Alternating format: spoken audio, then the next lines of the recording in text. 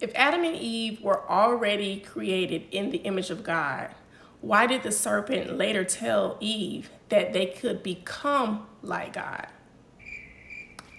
Somebody lying.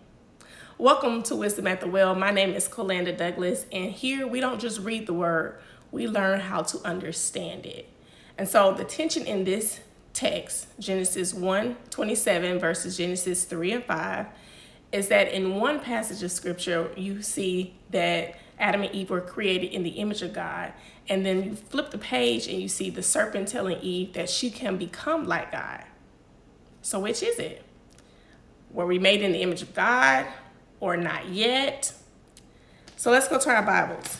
Genesis 1:27 reads, "So God created man in his own image. In the image of God, he created him. Male and female, he created them." And then you literally flip the page, and in Genesis 3 and 5, this is the serpent speaking. "For God knows that in the day you eat of it, your eyes will be open and you will be like God, knowing good and evil." The enemy isn't introducing a new concept here. What he's doing is twisting a truth that has already been stated.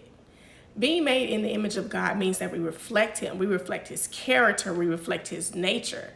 But the enemy presented this as an idea of something that Adam and Eve would have to grasp, as if this was not an identity that they had already been given. He made it appear as if it was something that they needed to achieve, something they needed to work for.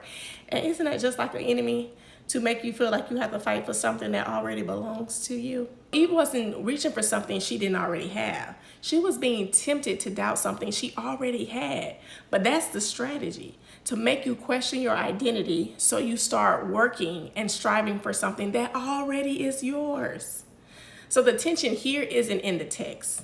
The tension is in the twist. It was in the fact that the truth was presented in the wrong way. This is Wisdom at the Well.